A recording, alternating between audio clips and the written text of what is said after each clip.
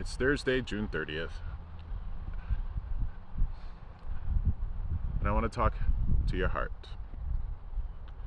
I want to talk to your heart whether you are upset with what's happened in the Supreme Court lately. I want to talk to your heart whether you are perfectly happy with it. I want to talk to folks' hearts that are scared and frightened and angry. You have every right to be scared. You have every right to be frightened. You have every right to be angry. I would encourage you to be mindful of the hatred that you're feeling right now. Generally speaking, people who react out of fear and hatred, one, aren't going to make the best decisions based out of logic and rationality. Two, they're easily swayed and controlled. So when folks are making decisions based out of very strong emotions like that, 9 times out of 10, they're not going to make the right decision. The greatest motivator in the entire universe, and at the risk of sounding like a hippie and coming to y'all with some hippy dippy woo woo bullshit, the greatest motivator in this world is love. It's love. Why? Nobody was born into this world wanting to ban abortions. Nobody was born in this world wanting to wave a Confederate flag. Nobody was born in this world wanting to wear a Ku Klux Klan sheet. Nobody was even born into this world wanting to fly an American flag. We are all the sum of our parts. We are all the products of the stories and the influences that we're exposed to and we come to believe. Guaranteed. Look at how many people in this world hate themselves because they eat and drink a constant, steady diet of advertising and bullshit that's like, maybe she's born with it, maybe it's Maybelline. 500 years ago, 1,000 years ago, you would not have been born into this world hating yourself. In fact, right now, people are not born into this world hating themselves. It's the culture that wants to teach people to hate themselves, and sadly, we're in a culture right now that wants to teach people to hate each other. When the Roe v. Wade leak, the decision from the Supreme Court happened, I saw a lot of people, clutching their pearls and pounding their chest and telling men to stay out of women's uteruses. Valid point, right? Absolutely. Let's encourage women to stay out of women's uteruses. And let's hear it for the men who want to honor a person's sovereignty. Because it's not all men, and it's certainly not all women. Divisionary tactics driven into our society by way of media and social media do nothing but to divide us. Do nothing but to divide us. Love does not mean that you're a doormat. Love without boundaries is self-sabotage. Absolutely. Take that anger and make sure that it is fueled from a place of love and not hatred. And again, that's not a woo-woo bullshit. Today, on my walk out here in these beautiful woods, I found something that I've been very anxious to find this year. A blue jay feather. And blue jays are very, very important to me. They're bold, they're brash, and they love. They love. If you ever see a group of blue jays get together and chase off like a bird of prey or a raptor, what an incredible display of bravery. Blue jays are known for their lack of cowardice. They just jump right in and they're fearless. Fearless by themselves, fearless as a group. I like to think that they're motivated by love. I don't want to think that they're motivated by hatred or anger. And maybe hatred and anger can stem from love, absolutely.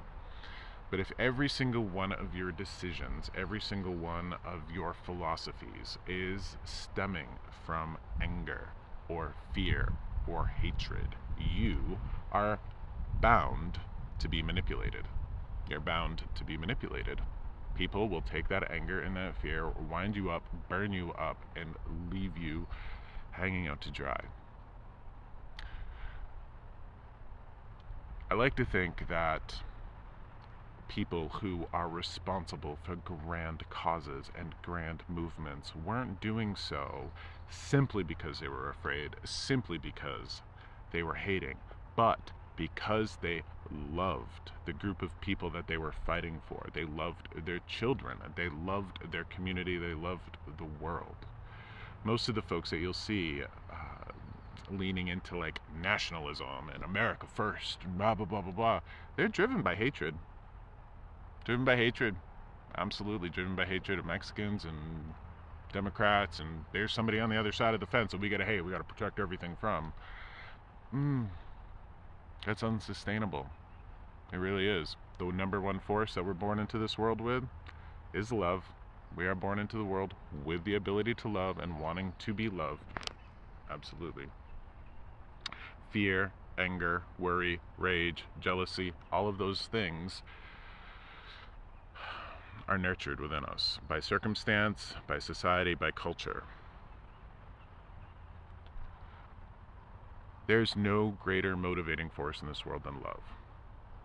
And if you have to keep yourself safe from other people or other groups of people, make sure that you're doing it out of love for yourself and not hatred of them.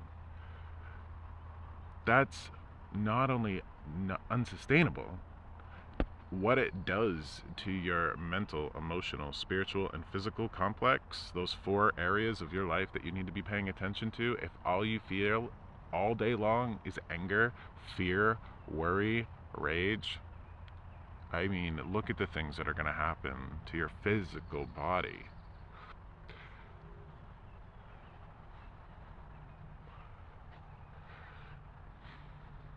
I'm not policing anybody's emotions, and I'm not saying that we shouldn't feel angry or scared, and I'm not saying that we shouldn't be feeling those things. I just would love for folks to be motivated from a place of love instead of fear, instead of worry.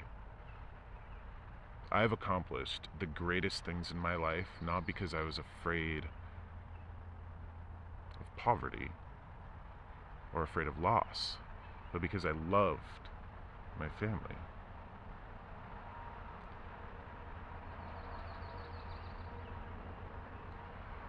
That's been my greatest motivator. To find peace within myself, to work on my own bullshit, to love my community so much that I want to be part of it and to help it, not because I'm afraid or scared or hating the thing that would happen if I wasn't. Try being motivated by love, and try keeping boundaries around yourself around those things that would cause fear and hatred. Those things are non-sustainable, and those things will eat you up, and those things will make it really hard to make sound decisions. I talked to some local folks about running for office. They are tired, they are scared, they are worried, and they're more than willing